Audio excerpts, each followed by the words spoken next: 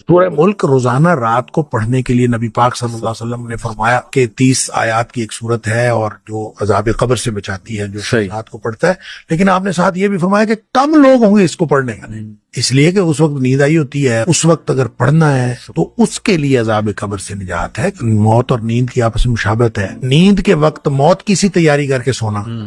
اور اپنے معاملات سارے کلیئر کر کے سونا، اصل بات یہ ہے 3 دفعہ استغفار پڑھیں، آپ آیت الکرسی پڑھیں، آپ جو دعائیں نبی پاک صلی اللہ علیہ وسلم بتائیں وہ پڑھیں، سورہ ملک پڑھیں، پھر آپ سوئے. سمجھیں آپ اپنی طرف سے مر رہے ہیں، بالکل ٹھیک. اور مرتے وقت جس طرح کی معافی کی ضرورت ہے اللہ سے مانگنے کی، اس طرح کی معافی مانگ کے سوئیں. اور جو معافی مانگے بغیر یا عشاء کی نماز پڑھے بغیر جو سو جاتا ہے اس طرح سے، یہ تو میں سمجھتا ہوں دنیا کائنات کا سب سے بڑا رسک ہے. دیکھیں یہ جو دوسرا سوال یہ ہے کہ آیت الکرسی اور دعا جو ہے وہ فرضوں کے بعد مانگنا ضروری ہے یا سنتیں وغیرہ پڑھنے کے بعد انسان آیت الکرسی پڑھ لے اور دعا مانگ لے. اصل میں سوال کا تعلق اصل میں اس حدیث کے ساتھ ہے جس میں نبی اکرم صلی اللہ علیہ وسلم نے فرمایا، 2 الگ الگ حدیثوں میں. ایک حدیث میں تو یہ ہے کہ جس شخص نے فرض نماز کے بعد آیت الکرسی پڑھی، یعنی جو پڑھتا ہے ہمیشہ، اس کے اور جنت کے درمیان صرف موت کا فاصلہ رہ جاتا ہے. جو ہی وہ فوت ہوا وہ ڈائریکٹ جنت میں چلا جائے گا. اللہ تعالیٰ ہم سب کو اس میں سے بنائے. ایک تو اس کا تعلق اس حدیث کے ساتھ ہے، اور دوسرا یہ کہ نبی کریم صلی اللہ علیہ وسلم نے جو دعا کی قبولیت کے اوقات بتائے ہیں اس میں ایک فرضوں کے بعد کا جو وقت ہے اس کو دعا کی قبولیت کا وقت بتایا ہے. تو ان دونوں حدیث سے تعلق رکھتا ہے یہ سوال کہ وہ جو دعا مانگنی ہے یا جو آیت الکرسی پڑھنی ہے، کیا وہ لازمی طور پر فرضوں کے فوراً بعد مانگنی اور فرضوں کے فوراً بعد آیت الکرسی پڑھنی ہے، یا بعد میں جو سنتیں وغیرہ پڑھنی ہوتی ہیں، انسان جب سنتیں پڑھ کے فارغ ہو جائے تو اس کے بعد پڑھ لے. تو کیا اس اصل میں بات یہ ہے کہ نبی کریم صلی اللہ علیہ وسلم کی دونوں حدیث میں صلاۃ المکتوبہ کا ذکر ہے، یعنی فرض نماز کی بات ہے. لہٰذا آیت الکرسی کے لیے بھی اور دعا کے لیے بھی ایک تو بات یہ ذہن میں رکھیں کہ اس کا تعلق فرض نمازوں کے ساتھ ہے. فرضوں کے بعد ہی آیت الکرسی پڑھنی چاہیے اور فرضوں کی بعد ہی دعا کرنی چاہیے. البتہ دعا کے بارے میں نبی اکرم صلی اللہ علیہ وسلم نے الگ سے کوئی، جس کو ہم دعا کہتے ہیں اصطلاحاً، کہ فرضوں کے بعد ہاتھ اٹھائیں اور ہاتھ اٹھا کر دعا کریں، چاہے وہ جماعت کے ساتھ ہو اور چاہے وہ جماعت کے بغیر. اس کے بارے میں ایک بہت لمبی بحث ہے اور اس کے بارے میں کتابیں بھی لکھی گئیں کہ فرضوں کے بعد اجتماعی دعا جو ہے وہ جائز ہے یا ناجائز ہے. میں اس ساری بحث سے قطع نظر یہ عرض کرنا چاہ رہا ہوں کہ اجتماعی دعا کو آپ چھوڑیں، انفرادی دعا بھی، کہ نبی کریم صلی اللہ علیہ وسلم نے فرضوں کے بعد ہاتھ اٹھا کر دعا کی ہو اور مستقل آپ کا یہ طریقہ ہو کہ آپ ہاتھ اٹھا کر دعا کرتے تھے، ایسا کوئی طریقہ نبی کریم صلی اللہ علیہ وسلم نے ہمیں نہیں بتایا. نہ وہ اجتماعی دعا کے بعد ہے، اجتماعی نماز کے بعد ہے، نہ ہی وہ انفرادی نماز کے بعد. اور پھر جب نبی کریم صلی اللہ علیہ وسلم یہ فرما رہے ہیں کہ جو دوبر و کل صلات، ہر نماز کا جو آخر ہے اس کے پیچھے جو ہے وہ نماز کے دعا کی قبولیت کا وقت ہے، تو یہ کیسے ہو سکتا ہے کہ نبی کریم صلی اللہ علیہ وسلم ایک بات ارشاد فرمائیں کہ وہ دعا کی قبولیت کا وقت ہے اور خود نبی کریم صلی اللہ علیہ وسلم سے ایسا کوئی عمل وہ موجود ہی نہیں ہے کسی صحیح حدیث میں کہ نبی کریم صلی اللہ علیہ وسلم ہر نماز کے بعد دعا مانگتے ہوں؟ ایسا کچھ نہیں ہے. تو یہ ایک سوال پیدا ہوتا ہے، اور اس سوال کا جواب یہ ہے کہ نبی کریم صلی اللہ علیہ وسلم کا معمول یہ تھا کہ آپ جو تشہد میں دعائیں مانگتے تھے، آخری تشہد میں درود شریف پڑھنے کے بعد، وہ دعائیں محدود نہیں تھیں جس طرح ہم نے محدود کیا ہوا ہے کہ ہم ایک دعا پڑھ لیتے ہیں یا 2 دعائیں پڑھ لیتے ہیں اور ہم سمجھتے ہیں بس نماز میں اتنی دعائیں پڑھنی، اس کے بعد دعائیں نہیں پڑھنی. وہ جو دوبر کل صلات ہے یہ بھی اصل میں نماز کا آخر ہے، اور وہاں پہ جو دعا کی جاتی ہے وہ دعائیں مراد ہیں کہ جتنی بھی آپ وہاں دعائیں کریں گے وہ اللہ کے ہاں قبول کے درجے کو پہنچتی ہیں. یہ وعدہ ہے. لہذا اس کا مطلب لازماً سلام پھیرنے کے بعد نہیں ہے، سلام پھیرنے سے پہلے کی دعائیں، یا پھر وہ دعائیں نبی کریم صلی اللہ علیہ وسلم کا جو معمول تھیں، جو نبی پاک صلی اللہ علیہ وسلم ہر نماز کے بعد مانگتے تھے، جو صبح و شام کے خاص طور پر جو اذکار ہیں، اور باقی جو دعائیں ہیں جو نماز کے بعد نبی کریم صلی اللہ علیہ وسلم کو معمول تھا، اور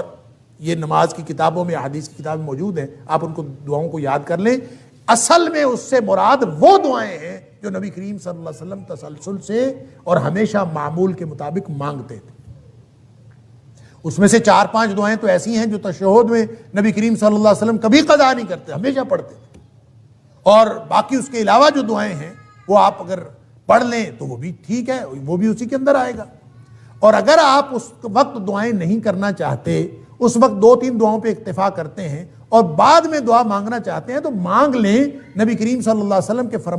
فرمان کا مطلب بہرحال یہ ہے کہ فرض نماز کے بعد دعا کی قبولیت کا وقت ہے، آپ اگر اس میں سے کوئی طریقہ اپنا لیں، چاہے انفرادی طور پر آپ بیٹھ کے بغیر ہاتھ اٹھائے دعا کریں وہ بھی درست ہوگا، اگر آپ ہاتھ اٹھا کے دعا کر لیں وہ بھی درست ہوگا، اگر آپ کبھی اجتماعی طور پر ہاتھ اٹھا لیں، کسی نے کہہ دیا کہ دعا کر لیں تو اس میں بھی کوئی حرج نہیں ہے، کیونکہ ان میں سے کوئی بھی طریقہ نبی اکرم صلی اللہ علیہ وسلم نے خاص نہیں فرمایا۔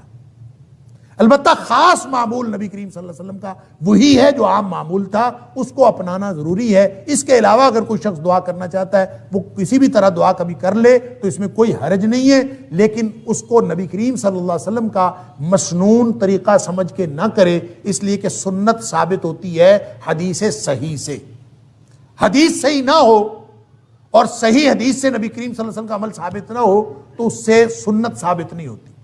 لہٰذا جو ہماری بہن نے سوال کیا ہے اس کا جواب یہ ہے کہ جو دعا مانگنی ہے وہ چاہے آپ تشہد میں مانگیں سلام پھیرنے سے پہلے، چاہے اس کے بعد مانگیں، اور چاہے آپ ہاتھ اٹھا کے مانگیں، چاہے ہاتھ اٹھائے بغیر مانگیں، لیکن بہرحال یہ جو دعا کی قبولیت کا وقت ہے یا آیت الکرسی پڑھنے کا وقت ہے یہ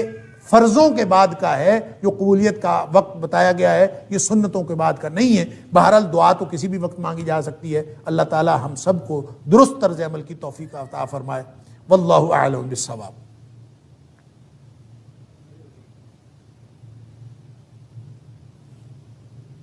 السلام علیکم۔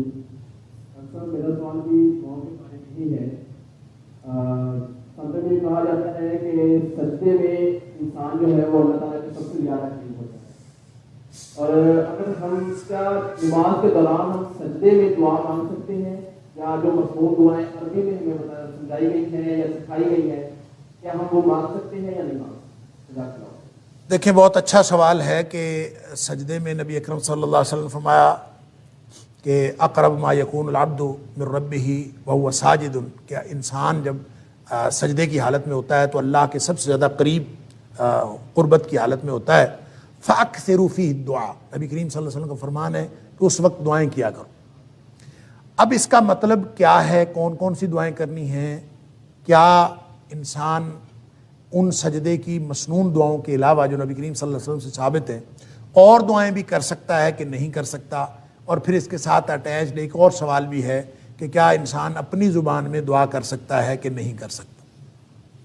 اس کے لیے بہرحال ایک موقف تو یہ ہے اور بہت ہی ریئر ہے کہ انسان جتنی مرضی دعائیں کرے، اور فرضوں میں بھی نفلوں میں بھی جس نماز میں بھی جتنی مرضی دعائیں سجدے میں کرنا چاہے۔ فَأَكْثِرُوا فِيهِ الدُّعَاء کا منشا اور مطلب بعض لوگوں نے یہی سمجھا ہے، جو اگرچہ بہت ہی کم لوگ ہیں جو یہ کہتے ہیں کہ اس میں اپنی زبان میں بھی کوئی شخص دعا مانگنا چاہے تو مانگ سکتا ہے، لیکن یہ بات صلو کما رأیتمونی اصلی، نبی کریم صلی اللہ علیہ وسلم کا یہ جو فرمان ہے کہ نماز اس طرح پڑھو جس طرح مجھے پڑھتا ہوا دیکھتے ہو، یہ اس فرمان اقدس کے خلاف ہے۔ نبی کریم صلی اللہ علیہ وآلہ وسلم نے اس بات کی کبھی کسی کو اجازت نہیں دی، اور نہ نبی کریم صلی اللہ علیہ وسلم کے آپ کی موجودگی میں، آپ کی حیات طیبہ میں کسی نے کبھی ایک بھی بات کہیں کسی سے ثابت ہے کہ اس نے فرضوں میں یا ایون نفلوں میں اس نے اپنی زبان میں، کیونکہ نبی کریم صلی اللہ علیہ وسلم کے پاس مختلف زبان میں بولنے والے لوگ تھے، ان سب کو بھی عربی میں نماز پڑھنے کا حکم تھا۔ اس لیے تقاضا یہی ہے نبی کریم صلی اللہ علیہ وسلم کے فرمان کا کہ دعائیں وہی کی جائیں جو نبی کریم صلی اللہ علیہ وسلم نے کی۔ لہٰذا اس میں مختلف جو لوگوں کے موقف ہیں، اگرچہ میں نے عرض کیا کہ لوگ تو اس بات کے بھی قائل ہیں کہ نماز کوئی چھوئی موئی نہیں ہے۔ میں ایک عالم کی بات سن رہا تھا، اس نے کہا کہ نماز کوئی چھوئی موئی نہیں ہے کہ بس ایسے ہی پڑھنی ہے جیسے نبی کریم صلی اللہ علیہ وسلم پڑھی، جیسے مرضی پڑھیں اس میں جتنی مرضی دعائیں کریں۔ یہ بات درست نہیں ہے، اس لیے کہ صلو کما رأیتمونی اصلی، ایگزیکٹ وہ عمل ہوگا، وگرنہ تو پھر صلو صلاۃ کے معنی تو 22 معنی لغت کے اندر آتے ہیں۔ آپ کسی چیز کو بھی صلاۃ کہہ لیں، آپ کہیں کہ اس کا نام نماز میں فَأَكْثِرُوا فِيهِ الدُّعَاء کا آپ منشا اس طرح پورا کر سکتے ہیں کہ آپ انہی دعاؤں کو بے شک بار بار پڑھتے رہیں اور جتنی مرضی لمبی دعائیں کریں، لیکن وہی کریں جو نبی کریم صلی اللہ علیہ وسلم نے کی ہیں، ایک بات۔ دوسری بات یہ ہے کہ وہ دعائیں جو عربی زبان میں ہیں، قرآنی دعائیں ہیں یا دیگر مسنون دعائیں ہیں، وہ آپ فرضوں میں تو بالکل نہ پڑھیں۔ البتہ نوافل کے اندر اگر آپ پڑھنا چاہیں تو دیگر دعائیں جو قرآنی اور مسنون دعائیں ہیں وہ جتنی مرضی پڑھنا چاہیں وہ نوافل میں پڑھ سکتے ہیں۔ یہ میری رائے ہے، ضروری نہیں ہے کہ آپ اس کے اوپر عمل کریں، ہو سکتا ہے میری رائے بالکل غلط ہو۔ اور تیسری بات یہ ہے کہ اپنی زبان میں اگر کوئی بات کرنی ہو اللہ کے ساتھ سجدے کی حالت میں، تو اس کے لیے ضروری یہ ہے کہ آپ نماز میں نہ ہو۔ اگر نماز میں کریں گے تو نماز تو نبی کریم صلی اللہ علیہ وسلم کے طریقے کے مطابق پڑھنی پڑے۔ اگر آپ نے اپنی زبان میں اللہ سے باتیں کرنی ہے سجدے کی حالت میں، تو ویسے سجدے میں چلے جائیں۔ آپ تہجد پڑھیں اور تہجد پڑھنے کے بعد سلام پھیرنے کے بعد آپ نے دعائیں کرنی ہے دیگر اپنی زبان میں، آپ حالت سجدے میں چلے جائیں اور سجدے میں جا کے جتنی مرضی دعائیں کریں۔ اور وَهُوَ ساجدٌ، وہ آپ اس کیفیت میں ہیں، سجدے کی حالت میں ہیں، اور اللہ سے اس کیفیت میں یہ اسی طرح سے ہے جیسے ہاتھ اٹھا کے اللہ کے رسول صلی اللہ علیہ وسلم فرمایا کہ جو شخص ہاتھ اٹھا کے دعا کرتا ہے اللہ تعالیٰ فرماتے ہیں کہ مجھے شرمندگی محسوس ہوتی ہے کہ میں اس کو محروم کروں جو دعا وہ ہاتھ اٹھا کے مانگ رہا ہوتا ہے۔ اسی طرح سجدے کی حالت میں تو آپ وہ حالت پوری کر لیں، سجدے میں چلے جائیں اور سجدے میں جا کے جتنی مرضی دعائیں کریں۔ لہذا 3 کیفیات ہو گئیں۔ فرض کے اندر صرف وہ مسنون دعائیں جو نبی کریم صلی اللہ علیہ وسلم سجدے اور رکوع میں کرتے تھے وہی پڑھی جائیں۔ نوافل کے اندر دیگر مسنون دعائیں اور قرآنی دعائیں بھی پڑھی جا سکتی ہیں، اور اگر اپنی زبان میں دعائیں کرنی ہوں تو اس کے لیے آپ ویسے بغیر نماز کے حالت سجدہ میں چلے جائیں اور دعائیں کریں۔ یہ 3 کیفیات ہو سکتی ہیں، اور اگر آپ سمجھتے ہیں کہ اس طرح بھی دعا نہیں کرنی، کوئی اور طریقہ آپ سمجھتے ہیں تو کر لیں۔ نبی کریم صلی اللہ علیہ وسلم سے وہ مسنون دعائیں جو منقول ہیں اس کے علاوہ کوئی دعائیں پڑھنا سجدے کی حالت میں کسی صحیح حدیث میں میرے علم میں نہیں ہے، اور نہ ہی یہ کہ آپ نے کسی کو اجازت دی ہو۔ لہٰذا آپ یہ کر سکتے ہیں کہ فرضوں میں تو کوئی اور دعا نہ پڑھیں، نفلوں میں دیگر دعائیں مسنون پڑھ سکتے ہیں، اور بغیر نوافل، بغیر فرائض کے، بغیر نماز کے ویسے سجدے میں جا کے اپنی زبان میں کر سکتے ہیں، نماز میں اپنی زبان میں نہیں پڑھ سکتے۔ واللہ اعلم بالصواب۔